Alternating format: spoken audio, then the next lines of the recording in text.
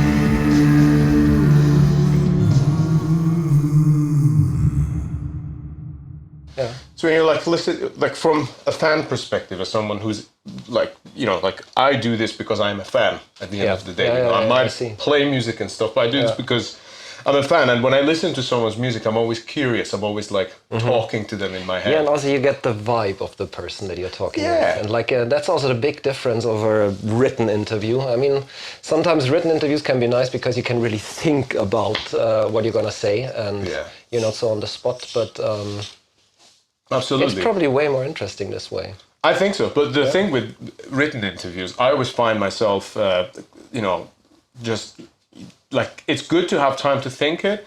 But then also at the same time, you sometimes overthink it. Yeah, and you waste so much time with it. Yeah. You can easily spend a half day and then you did one interview and it's like, oh.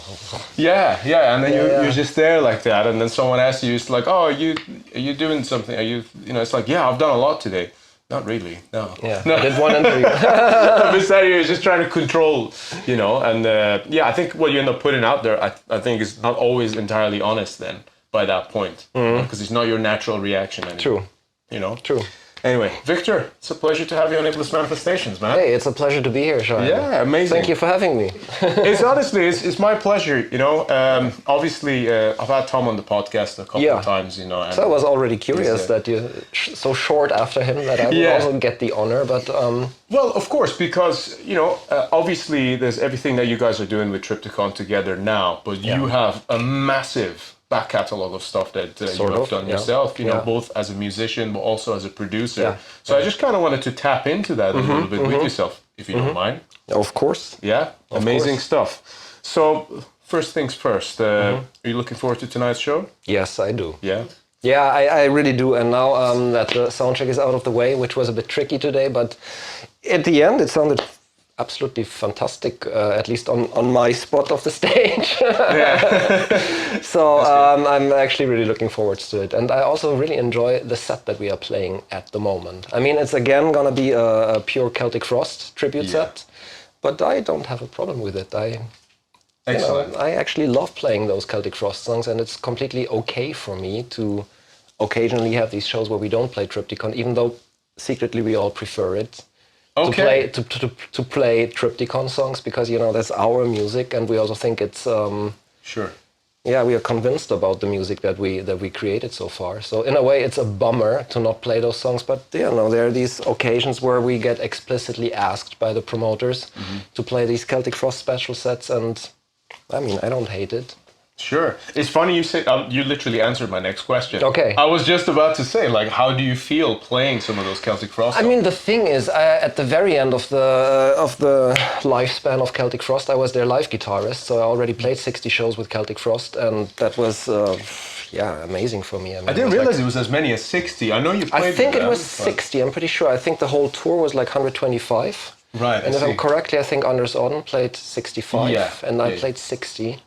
I mean, it was just like 25 years old, and like a guy from the Bavarian countryside, from the total sticks, and I did not imagine that I would get the chance to do something like that. And of course, it was absolutely amazing when basically Celtic Frost asked me if I would want to join as a live guitarist. I can imagine. Back at that time, it was like, Some of the shows they were playing were massive as well. Yeah. I mean, the first thing that we did was like a big European co-headliner tour with Creator as co-headliners, and there was. Oh, so you played that tour? Yeah. I know there about was, that tour. Legion of the Damned and Entertain were on the bill, and then right after that, I think I spent like 2 nights at home, and then we went to the United States to support Type O Negative.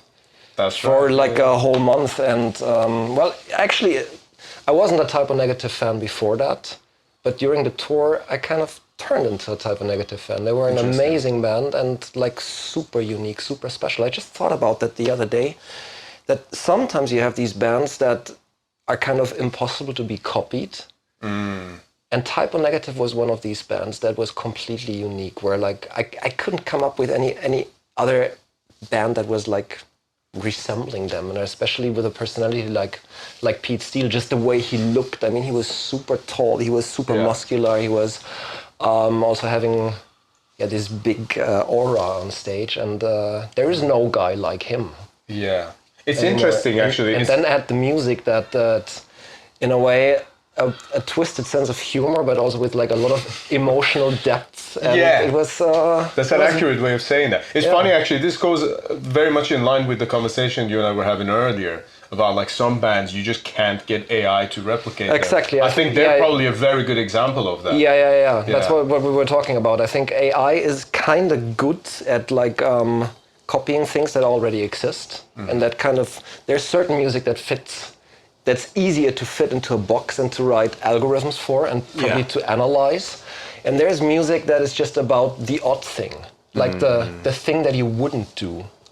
And that, I think, is something that AI is probably struggling with. The funny thing is, talking about AI, Hannes and me, or actually especially Hannes, like a Triptykon drummer. Yeah. He, just for fun, made some experiments with like an AI. And I think last year we just made this joke. We created a short AI birthday song for Tom's birthday.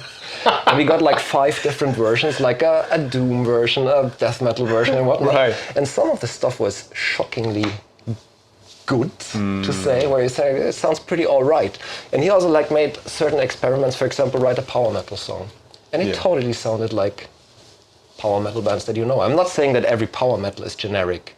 Like, don't get me wrong, but there are some bands that are like really, I don't know, it's very easy to analyze the song structures, the harmonies. It's like very following a formula. And that kind of music, can probably easily be replaced via AI. Yeah. And then actually we asked the AI, for example, to write a song in the style of Dark Fortress. All right, it sounded like, it was like, it kind of tried to do something like that, which already surprised me, but every riff I heard was like, well, that would be exactly the riff I would not use. Because it's so generic, and there's nothing that's interesting about it. There's not the odd note, and I think it would be even harder to I don't know, try to write something like Triptykon. Oh, yeah. Like, I think it's kind of impossible to write a song like, I don't know, a dying god coming into human flesh with AI, because it's not following any standard formulas, and I hope it's still a long way until AI can do something like that. I mean, it's a scary thing, like what AI can do already, and makes you think if at some point we can be replaced. Or not. Well, it would be a terrible thought also. You know, I think I love this conversation because, you know, in terms of being replaced, I think that's a whole argument of its own. The thing that kind of concerns me is more just kind of like what's in front of us now, which is, how you kind of survive as an artist. It's already difficult without AI. Yeah, exactly. You already know that, you know. And I think that the thing that gets me is also how it impacts the listenership in music. Yeah. Okay. How intelligent are the listeners? you know. So, for example, power metal, you know, and you know, there are some bands that I'm sure are great. I'm not a big listener of the genre. Yeah, me neither. No. At all. I don't want to offend any power metal fans because there is also, I don't know, I think Nevermore was considered a power metal band, sort of, and I love them. Sure, maybe. No, they were great though. They were great, and they amazing. were like exactly pretty much a lot of out of the box thing. Yeah. About them, and but I mean, on the other hand, if AI is replacing music that is kind of generic, well, I don't really have a big problem with that. Yeah. And I think there's also like a lot of background music. Yeah. That you find on Spotify, for example. Like some of the, I read recently that one of the most streamed artists on Spotify are basically people that you've never heard of, and it's like all, for some mysterious reasons, Swedish piano players. So maybe that's the way of Spotify to actually generate income for themselves. It's a Swedish company, so... Exactly, yeah. So it made me a bit suspicious about that, so you never know. And right. Yeah. It's like IKEA, you have to assemble the music at home first before you can listen to it, yeah. But yeah, I think this kind of music gets listened to a lot. Like, you know, you go to a lobby in a hotel and there's some background, pling, pling, pling, and well, if this kind of music gets replaced by AI, well, so be it. The only problem is that, you know, you have like, for example, if you talk about Spotify, if you are a musician and you write your songs, then you get like a very, very small portion of streaming money, which is anyways really small. And I think there's a certain cake, and if AI gets a bigger piece of the cake and the piece gets bigger and bigger, what remains for actual songwriters and artists gets smaller and smaller. And that is also a side effect that is bad. Like, that's exactly where I was going with that. Sorry to interrupt your flow there. You're making a very good point, but that's exactly what I meant when I said it's down to also the intelligence of the listener. Why? Because when you start going into that territory, then that's the point where music is simply a product to sell. Yeah. Okay. And at the end of the day, I always found that, you know, the fact that there's even an industry around music is kind of a weird thing. Yeah. You know, it's almost like an excuse. The word product is also one that a lot of record company people use. Like when they talk about your new album, like, oh, we have this new product, and I hate it. 100%. Yeah, that word, I share the same product. Feeling. And Hi there everyone, just a quick moment of your time. This is to let you know that my band TRIVAX will be performing all across Europe come this November and December. We are going to be going on tour to support Absu joining forces with Zemail to do the 30-year anniversary of the Son of Tifereth album. And we will also be joined by Ancient. So this is quite a legendary lineup, as you can already understand, and it's an honor for us to be a part of it. District 19 are doing the courtesy of organizing this run, and we're going to be playing a lot of different places. We're going to be doing quite a number of shows in Germany. We will be playing in Italy, in Belgium, Netherlands, France, Austria, Switzerland, and that includes Eindhoven Metal Meeting, Brain Crusher from Hell in Germany, and Unholy Congregation in Belgium. And it's going to be a blast. We're very much looking forward to it. And of course, we're going to be playing in Poland as well, which will be TRIVAX's first time. This is going to be a very special run, and we are going to be supporting our album, The Great Satan, which came out via Osmos Productions on the 30th of May earlier this year. So you can expect to hear a lot of those songs, and you can also expect to see us at the merch table. So please, if you're a fan of the podcast, feel free to come along and say hello at the merch table. I will be around, and so will the rest of TRIVAX, and yeah, we look forward to seeing you all in the flesh. There will be a number of other shows that TRIVAX are also doing outside of the tour, so make sure to keep an eye out on those as well. And of course, if you do also wish to support TRIVAX, you can visit our Bandcamp page. We've got very limited number of copies of The Great Satan available on there. If you go and check out and your format of choice is currently sold out, you can also get your copies directly from Osmos Productions. And with that said, thank you for your support and enjoy the rest of the podcast. I remember actually when we released the last Dark Fortress album, Spectres from the Old World. From 2020, right? Exactly, that was your last one, yeah. I read the review in German Rock Hard magazine, and the journalist wrote, bottom line, this is not a product. And I thought like, well, thank you very much. This is the biggest compliment we could get, because this is really what I'm trying to do or with music, that it's not just a product. It's supposed to, I don't know, evoke emotions in the listeners and create something that has like more meaning than just an excuse to sell something. Yeah.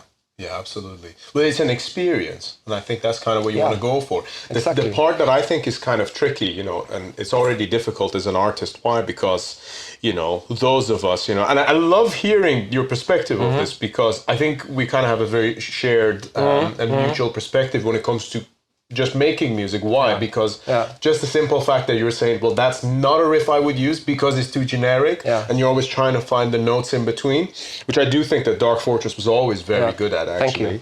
And it's one of the things that kind of made the band stand out, almost to a detriment in terms of popularity, because it goes over people's heads. You know, because it's not something that they're used to or they understand. The ones that will click with it, they'll understand and they'll react to it, and then they love it. Exactly.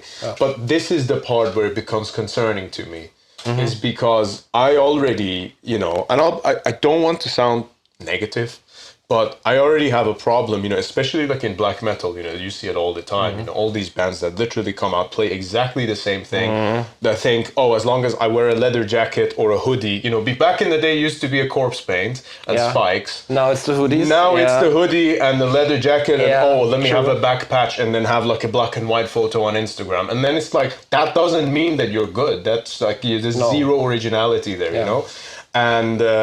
And then it's funny because it's the bands that step outside of that get the hate. But equally, those are the bands that are actually doing well. They're doing better. So, you know, and I'm not saying of doing something different for the sake of it either, but I do think that we really ought to ground ourselves in a sense of artistic integrity when it comes to, especially metal and this style of music, especially with the looming threat of AI. That's maybe not even that far away, really. No, I mean, also with black metal, of course, it's really hard. I mean, you know, the second wave of black metal had its peak like some 30 years ago. Yeah. And it's also not easy. Not far from here, by the way. It's not far from here. I know. We're literally here in Bergen. Yeah, true. Yeah. But I mean, it's also hard to really still make things that are new.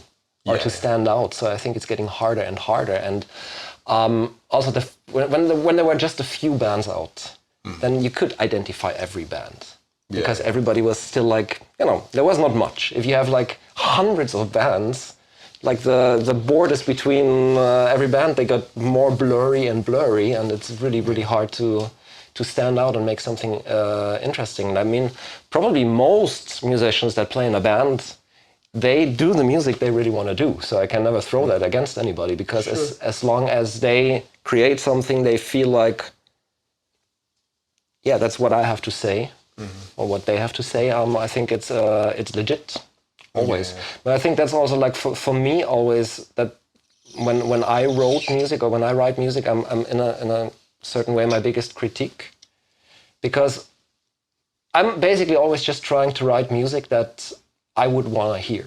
Of course. Like if I was a fan, or if I'm a fan, I would hear that and I would say to myself, wow, that's cool. That kind of grabs me. I would like to listen to that. That's always what I'm striving for. That's what I want to achieve, to write something that I just really like. Yeah. In a way. And probably most people do that. I think it's just like stupid when people try to write music because they think that other people might like it, but and it doesn't come out, and if it doesn't come out of them, but I think most black metal bands basically do that anyways. They do what they want to hear and what they feel comfortable with. So I'm with you on that. Difficult. I'm 100% with you on that.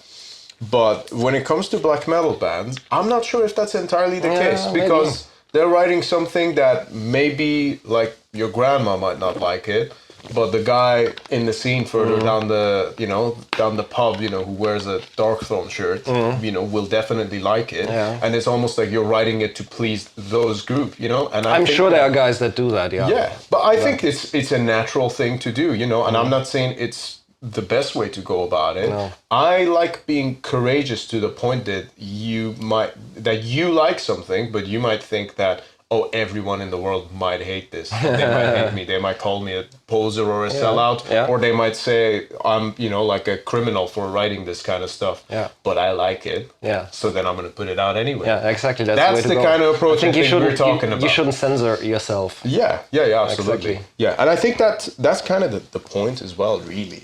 I think that artistic integrity is everything. And, maybe, because if you think about the origins of this genre, as we sat here in Bergen, I don't know if you knew, but like Varg's apartment is like literally just on top of this road to the left. Okay, well, I have no idea where he did the Kerrang photo shoot. Oh, yeah. The famous one with the thing. It's literally just up there. I can show you after this interview. Yeah.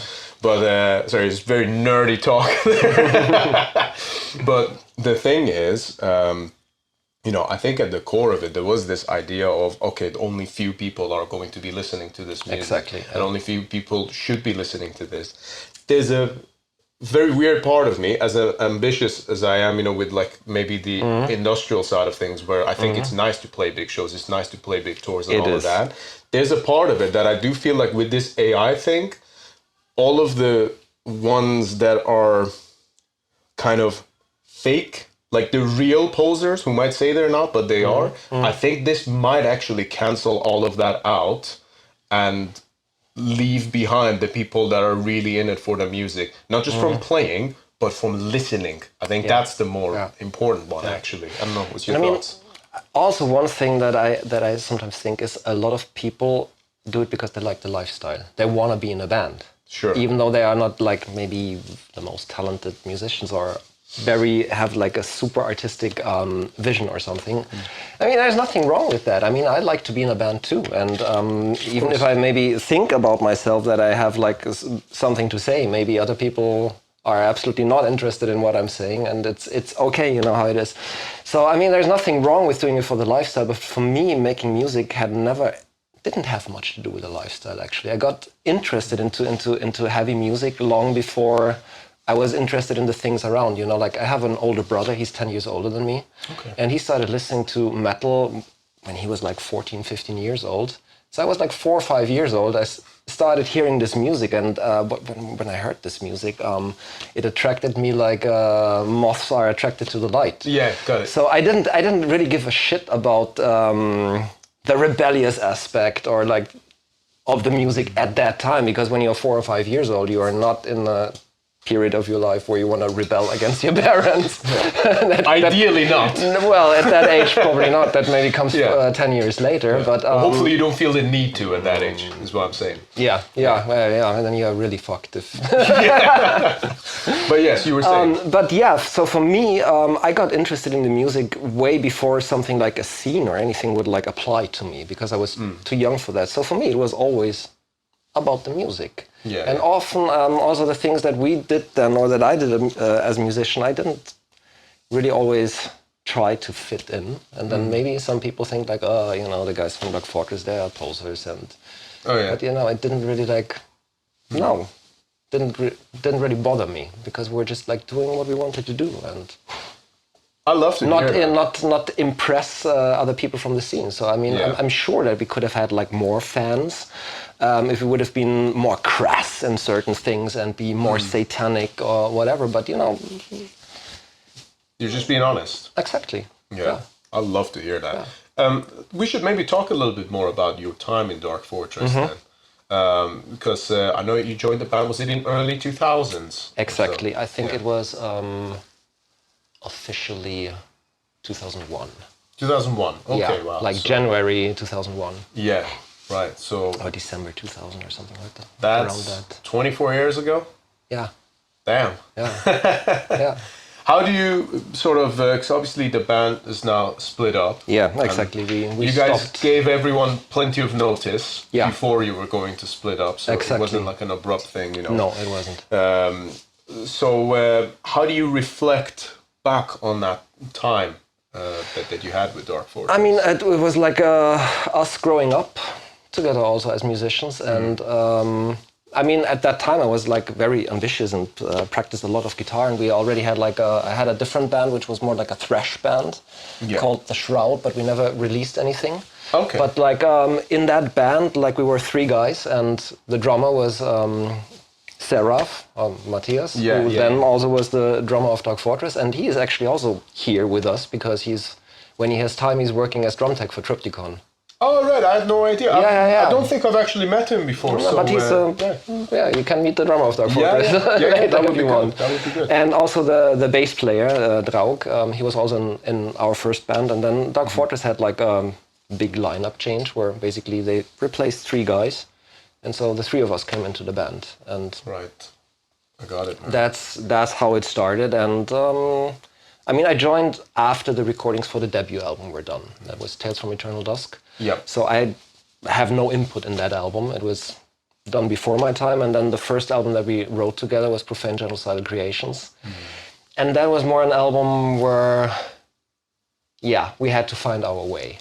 And it was often still like, you know, I had a riff, our other guitar player had a riff, our keyboard had a riff, and like, hey, I also want that riff still in that song. It was like more like having parts and putting them together like you build a jigsaw puzzle.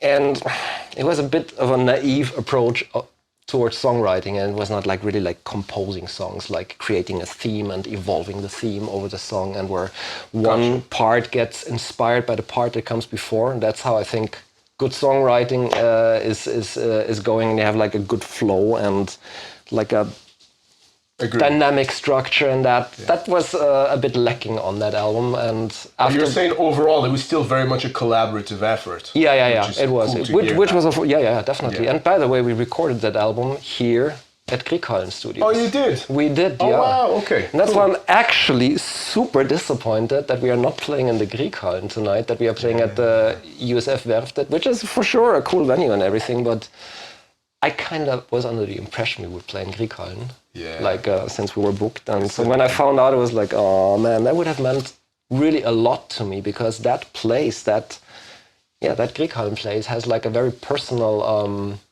meaning to me. Yeah, and of course. You know, as I said before, like I'm a boy from the Bavarian sticks, and being here in Norway and to record our second album in 2002 was also like, for me, pretty much the first time I was really like abroad. Like I've been to Italy and to Austria once before, and a little bit to Switzerland, but I hadn't seen much of the world at that point of time. And it was really exciting to be in the city of Bergen for like close to 2 weeks and record an album there. And I think it was for all of us in the band, it was like a very impressive time also to work with the producer Putten, who did all these famous records, you know, Mayhem, Butzum, Emperor, you name it. Also working with that guy was extremely inspiring me, and I learned a lot from him. Honestly, also like how he was as a person. Like in the end, we were not like 100% satisfied with the sound, but that apart, like the way he was approaching music, the way that he always like kept open to new ideas. I mean, he was already in his early 50s then, and he still was like a young man in a way. And also the way he like psychologically handled musicians and kind of guided them into making the best performance, and how he could motivate you and all that. I learned a lot from him. Like also like for my later work as a producer. That was what I was about to ask you. Yeah, and that's why I'm really grateful that I had this experience, because I think I would regret it if I wouldn't have had this experience, because I really learned something from him. Amazing. So when you listen back to that album, I assume you get all of those memories. Not really, and to be quite honest, like I'm not really satisfied with the album. We never were. Like part of it is the songwriting that I think like, that's the first album where we had to get to know each other and find our way of working, and then also the sound is not exactly what we had in mind. It's like a bit too dark, like frequency-wise, and too dry. But I never really listened to the album because I don't really enjoy listening to it. So which is a bit sad, because you put a lot of energy and you put like, I don't know, 1.5 or 2 years of your life into something, and then it's done and you're like, nah, don't really dig it. So that's not a good feeling. Yeah, no, I can imagine that. Anyway, so after that, we kind of started to readjust ourselves and then made the third album, Stab Wounds, and I think that was kind of the album that I see as, I don't know, in a way it's like the second debut album of Dark Fortress, or the one where the new lineup really found its style, and that's an album that I still very proud of. I like to listen. Hey, just a quick moment of your time. For the past 3 years, Iblis Manifestations has been entirely self-funded. This means that every subscription fee, every piece of equipment, all of the travel expenses have come out of my own pocket. Over time, people have asked me how they can support the podcast, and to be honest with you, up until now, the answer's been pretty straightforward, and that is simply spread the word. But now, there's another way. I have set up a Patreon account where followers of the podcast will be able to make monthly donations to the podcast, and this will help cover the costs of streaming gear and basically everything else that goes into making this show. This isn't about making a profit, and to be completely honest, it's not about breaking even either, because that's certainly not been the case for the last 3 years. However, if you do find value in the conversations that we're having on this podcast and wish to help them forward, then you can now support the show. Just head to the link in description and hit the Patreon button. In addition to that, be sure to check out the Iblis Manifestations Big Cartel page, where we will be selling exclusive merchandise for the podcast. At the moment, we got the Extreme Podcast for Extreme People t-shirts, limited to only 30 copies, and the pre-orders will be sent out from the 1st of July. So the link for that is in the description. And in the future, the Big Cartel page will also include some occult accessories and jewelry, which will be handcrafted by myself. And we will also be selling merch and records by other bands as Iblis will expand into a label of its own. And, of course, it goes without saying, thank you for supporting Iblis Manifestations. It is much appreciated. It's a great album, man. Sounds, I think sonically as well, you know, you can just listen to it and appreciate it just for like even the sound value alone. Yeah, and even that was that kind of my first production basically, as like an engineer and producer. But I mean, I was also not super happy with the sound back then because I couldn't do it any better. But at least a couple of years ago we made a re-release and I remastered it. Okay, and I kind of like the remaster. I think it's a big update. Sure. Like, no, but honestly, like that was something that I was like recently. I was driving in the car and I thought, like, what the fuck? I'm gonna listen to that album now. I was actually really enjoying it. Yeah, that's a fun one when you do that as a musician. When you like listen back to something that you know, because I feel like when you make albums, there's something that happens that where it changes your listening entirely. Do you know what I mean? Yeah, totally. So it's like after you record an album and then you go on to listen to music like normal, it changes how you hear other music as well. Yeah, I'm like... It's a very interesting thing that just like happens. Like for me, it's been the case anyway, because I feel like because you're forced to listen to so many different details, then when you start listening to other music, you're observing the details in the same way. Yeah, probably. You know? I mean, I'm kind of used to that. Of course, analyze music all the time. That's kind of the disease that comes with my with my job. That it's hard for me to switch off the goggles. You know, being very analytic to music. Bro, but on the other hand, if I hear music that is really well done and where I also like the production, then it's even more awesome to listen to it. Do you ever listen to like any like new pop albums? Not much, like maybe a song occasionally, but there's a really I barely ever listen to complete pop albums now. Not really. If you want to check out the latest Jelly Roll album, I would recommend doing it. Not for the music, but just for the production. Okay. It's insane. Okay. Like I remember listening to it in the gym. I was in a funny mood. I thought, let's stick this on. Let's see what happens. And I was listening. I was like, oh my god, this sounds unbelievable. Cool. It sounds really good. So I would recommend checking that out. Just coming back into Dark Fortress. Obviously, it's been 2 years now since the band officially sort of. Exactly. It was May 23. May 23. But we had our last farewell tour and farewell show. Yeah. What are you hoping that people will remember Dark Fortress for? The music. The music. Just the music that we recorded. Yeah. Yeah, that's what it's about, and that I hope that will survive for a couple of years or for a long time. It took you half a millisecond to answer that question. Yeah, but that's what it's about for me. Like, and it's the music and the emotions that we created with the music, and some people feel them, some don't, and it's for the people that feel it and get something out of it. If there's any consolation, so I have friends of mine in Iran who are still there. They actually have a little underground studio, and they actually reamped our last album because I was obsessed. You know, obviously sound is air vibrating. Yeah. So I wanted to reamp the album in Iran because I wanted to literally capture the air of Iran. I like that. That's really cool. I'm glad you appreciate that. You're the first person I've said that to who actually cares. Really? So I totally, I get it. Yeah? You see what I'm going for? Yeah. I mean, So it moves air, and that's on there. I think that's a fucking cool approach. Thank you. I'm really glad that you understand that. But I guess who else? Yeah. So that's why. So I work with them, and they are like mega fans of Dark Fortress. Really? Yeah. Yep. That's cool to hear. Yeah. And this is like two twin brothers in Tehran. The funny Iran, thing is like that's not the first time that I'm hearing something like that for the first time. Right. That obviously for some reason Dark Fortress had serious fans in Iran, and like also.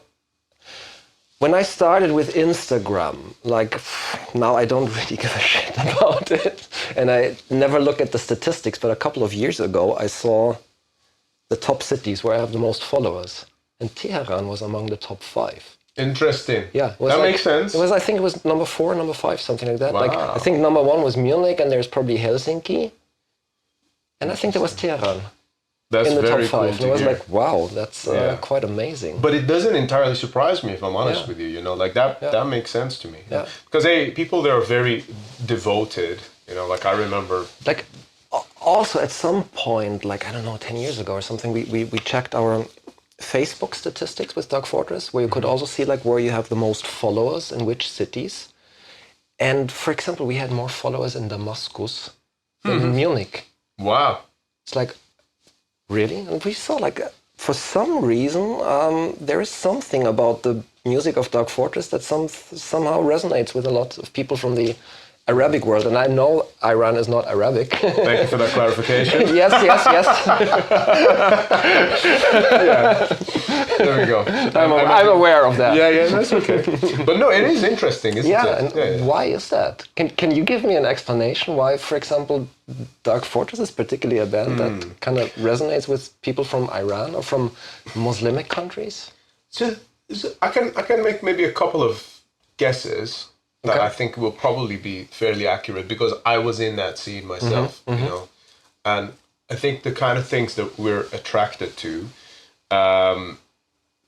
because you live in an environment where you cannot see bands live. I know. Okay, Yeah. so everyone who is in a band almost feels like an alien person to you, you know, and you're utterly fascinated by them. Like I remember watching the Dimmu Borgir DVD.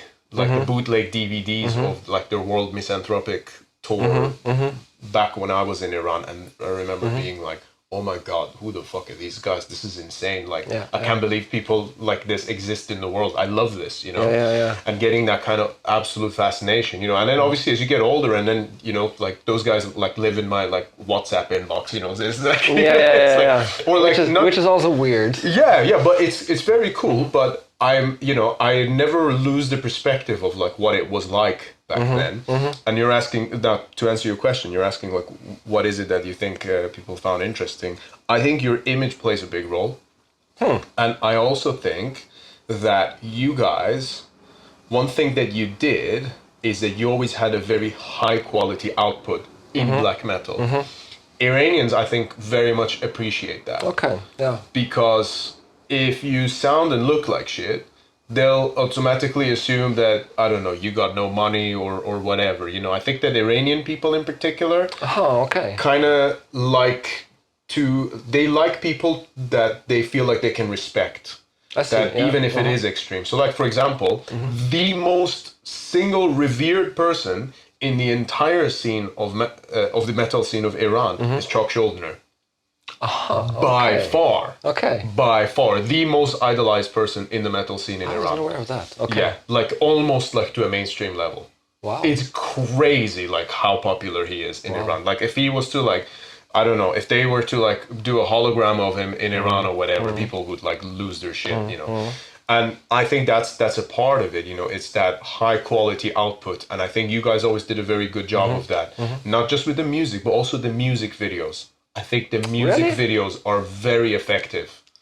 And, you know, imagine you're a kid in Iran, okay? You know, you don't like, you got your local mosque and everyone's just kind of dry and boring. And, you know, like the most exciting thing you can find is like football on TV. And then you get given something. Right. I'm not football shaming here. I know. I watch football. Yeah. But for example, you know, like that's your reality, day-to-day life, you know, so you don't really have an alternative scene. And then you go online or like one of your friends goes like, oh, hey, come watch this video. And then they show like a Dark Fortress music video. Then it's like, okay, well, what the fuck's that? Really? You know? Because that I think has an impact. I never thought that our videos are like amazing. But I think because you had a good quality, I think because the audio also had a good quality and you had that sort of crispness to it. Yeah. You know, I think and maybe one thing that we also did, like most of our albums are actually concept albums. It's not just like song by song, but Seance, for example, was a complete concept album, like revolving around one certain subject. And then Azatoth, our old singer, who was not in the band anymore, and then Morian was the new guy. Yeah. And we made Eidolon, and that was also like a story. Yeah. Going over the whole album. And what we always try to do, like especially Morian with his lyrics, he said he wants to offer just like a different reality in a way. And it's kind of like escapism, but it's like he wants to create worlds, just like different worlds or universes, and you can get sucked into that. And for the hour you're listening to the album and you're actually also like getting into the lyrics, and you are basically, it's like watching a movie in a way, but you're like in a different world for that time. And maybe it's also an aspect of that, if your reality sucks to certain aspects, that getting this kind of alternative world for you, that this is also very appealing then.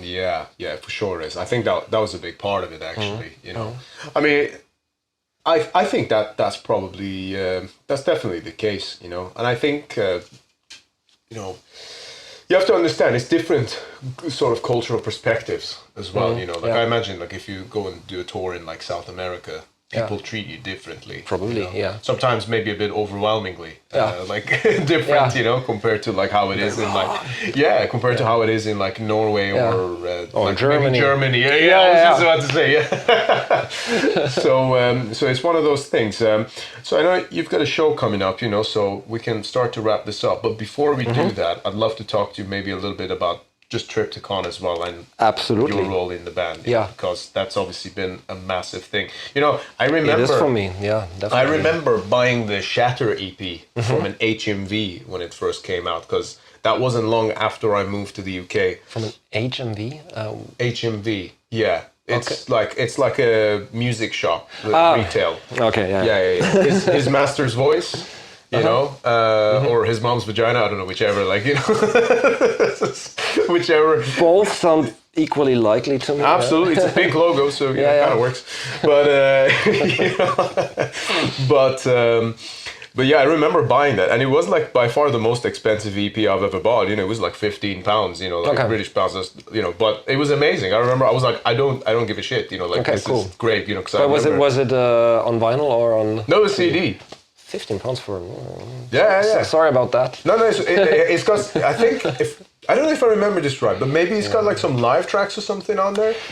But it has 2 live tracks, there you go. That's the one. Yeah. But yeah, I remember just like being totally fascinated. And I actually, you were one of the first bands I ever watched when I moved out of Iran. Yeah. So do you remember March 2012, St. Patrick's Day in Birmingham? At the HMV Institute, with Cannibal Corpse. Oh, Jesus Christ, yeah, I remember that because I was sick as a dog on that day. Oh, really? Unfortunately, in Birmingham. Dear. And what I did, the problem was on that tour.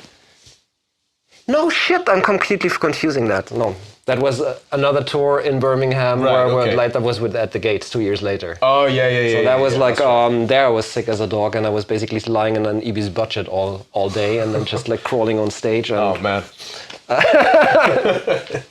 No, yeah, I don't have like a very strong particular memory to that special show, to that tour, definitely. Yeah. And I still remember like the first show we did on that tour, we made a totally weird set list. Okay. Because I think we opened with Synagoga Satanae, played Circle of the Tyrants, and closed with The Prolonging. We played 3 songs. And we were like, what the fuck? But the crowd was loving it. Yeah, I would have loved that. It was like, they were amazing. And I think this is something that you can do in the UK. Right. Like, really, like in different countries, crowds are different. Might fly over their in heads. a lot of countries, I think this wouldn't have worked at all. But that was really cool. But then basically for the rest of the it was a 5 dates tour, I think. Yeah. For the remaining 4 shows, we had a more conservative. Yeah, that's the word I was going to say as well. Actually, yeah. I remember I also remember the show in London really well because then we had Corpse Grinder Fisher coming on stage and singing Death Throat Emperor with us. Oh yes. And that was amazing. Like when he came on stage, the crowd freaked out. It was amazing. There's like I also found some videos on YouTube on that, and it's like it's still a very nice memory. Yeah, that's awesome, man. I think Birmingham was one of the smaller shows of that tour. Yeah. I remember that Nick Barker was backstage. That's what I remember about it. Yeah, because he doesn't live too far from Birmingham. Yeah. I think he lives in... I remember sharing a train with him from Manchester to Sheffield after a Maguire show in 2019. Oh, yeah. Yeah, and we didn't speak the whole way, and he was sat right next to me. It was before I had my podcast skills, probably. I offered him some scones. Do you know what a scone is? It's like some sweets. Yeah. And he just smiled and said no thanks. And that was it. You know? Yeah. I'll have to bring him on the podcast now to make up for that. Okay. But, maybe you should. Yeah, maybe. But yeah, no, that was actually a great time. You know. So yeah, your time in Triptykon, man. Yeah. What's the future looking like? Because obviously we keep hearing hints of like, oh, there's a new album on the way. Yeah. There's a new album. Tom's kind of alluded to it a couple of times on here as well. So, I mean, I wish I could tell like a definite release date or something, but I think it's a bit too early for that. Okay. But, sure. We already started working on certain songs, so there's like. Some songs are finished, but we kind of got interrupted a little bit on the way of the songwriting, so I hope that we will continue very, very soon. And I mean, the plan is to have a new album out next year. So let's... touch wood. There we go. Wood. I don't know, is this even wood? No. It is, yeah, it's an IKEA wood, actually. Okay. Yeah. I know that because we just pinched a similar table off the street for our flat back in Cardiff. Yeah. But that's great to you. So is this still a collaborative effort as well, I presume? But I mean, Tom is the main visionary behind the band. That's clear, and I mean, I also totally respect that. And he is the main songwriter, but nevertheless, like also how we did it on the first 2 albums, we arranged the music together. There's a lot of like arranging work in the rehearsal room, like with the 4 of us, and I think also especially the chemistry between Tom and the drummer is very important, and because a lot of beats and also song arrangements get evolved on the way. And then also I think sometimes it's really cool to just be in the room together, because then you are like, also in that moment you are under the pressure to come up with something, or maybe you're not under the pressure, but it can also be very inspiring. Yeah. Just to do some like, you know, Tom plays a riff and then we enter. Yeah, and then maybe I have an idea for an additional guitar or something and do a little bit of improvising. Yeah, and that can be like a very inspiring thing. I hope that we're gonna go back to that soon. Of course, because, you know, a song is very much, you know, when you're playing songs live, and you've played live for a long time, when it comes to writing new material, there is that pressure of you're basically decorating time for your future self to go through that on stage. Yeah. Okay, so True. you want to have a structure that.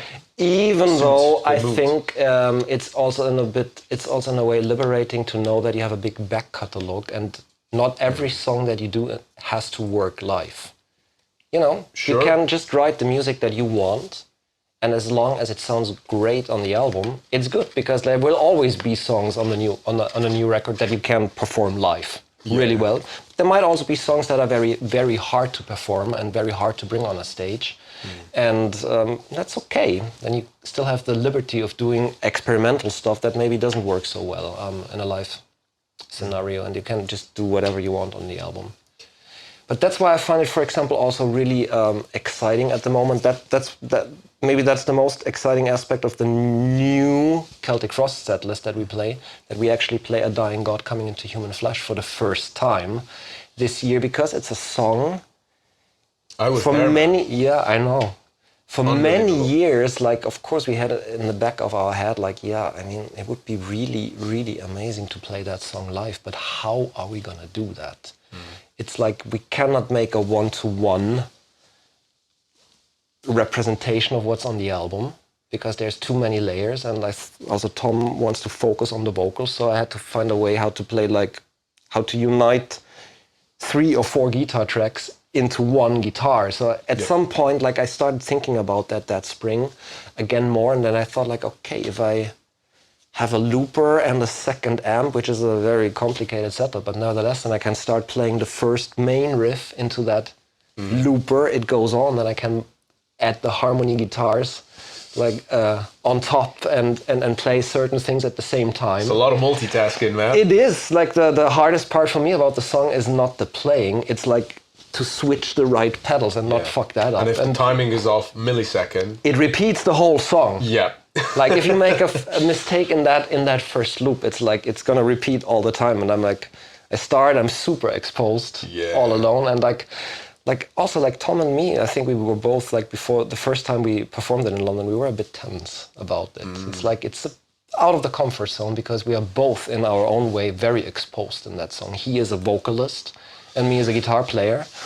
But it was when we did that song in London, like, halfway through the song, I kind of felt like, okay, it really worked, and it felt like a big weight coming off my shoulders, and then I was like, yes, totally, like, yes. It was. I got goosebumps while playing it when I realized. I got goosebumps watching it, man. Like, just talking about it, I'm getting goosebumps again. Actually, That's awesome. And it was powerful, very powerful experience, and to be in the room, and I can say, like, after the song finished, I mean, I was, like, just totally grasped, because that was the song that, like, I always thought it's one of those things. It's a novel thing that you never think you're gonna see or hear, or and I actually mentioned this on the conversation with Tom as well. That's like Celtic Frost's most, at least, streamed song. I know, which is crazy. I'm by the way, totally aware of that. I mean, naively or intuitively, I would assume, like, probably it's Circle of the Tyrants. Yeah, right. That's what you would think. Yeah. If I look on Spotify, I'm aware that I think Dying God has, like, almost, like, 4 times. Yeah, and it's the same on YouTube as well. You know, and it's one of those things. But you guys did a tremendous job, and this is what I was going to say. As soon as it finished, honestly, man, like, as soon as it finished, I was totally engrossed by it. But I can hear everyone around me being like, "That was fucking awesome. That was sick." Fuck. You know. But I could feel that on stage too. Like, that feedback that was coming from the audience. That probably also contributed to the fact that I really had goosebumps in that moment, and that's something that's relatively rare live. Yeah. That you can, like, also let. I mean, I very often I'm able to let myself fall into the music, but nevertheless, you're still, like, busy in your mind with, like, you have to do what you do, obviously, on stage, and you have to concentrate on the playing and on many things. But in that moment, it was just like swimming or diving with the music towards the end of the song, and it was a great feeling. Amazing, man. Yeah. You guys did great. Victor, my man, it's been a real pleasure to have you on the podcast. Thank you very much for coming out. Really enjoyed the chat. Me too. And looking forward to watching you guys perform in just a few hours in Bergen. Yeah. Okay. And Cool. any last words you want to share with people? Anything you want to check out? Oh, the famous last words. Like that I should be creative to come up with good last words. Yeah. I'm always skipping. Or you can because just plug what you're doing. I'm not a creative person. Oh, okay. No, I said it. I'm good with music. I'm Yeah. kind of sucky with words. But is there anything you want to plug, you know, like your studio, obviously, what Triptykon's got coming up, anything you want to mention people to check out? Let's hope, everybody, that we have a new album out in 2026. Of course, sometimes I'm available for studio work, but also, in most of the times I'm in the lucky situation that I'm mostly booked out, so... That's good. Do you want to tell people the name of the studio as well? It's called Woodshed Studio, Woodshed Germany, Studio. yeah. Yeah, cool. The link will be in the description so people can check perfect. that out for themselves. Yeah. Although it doesn't sound like you got any hard time filling up the slots there anyway. Yeah, not since a long time. Amazing. Gladly. Amazing. Good for you, man. Yeah. Very happy to hear that. And to everyone watching the episode, hope you guys enjoyed this one. Be sure to support Triptykon, and we'll see you on the next episode of Iblis Manifestations.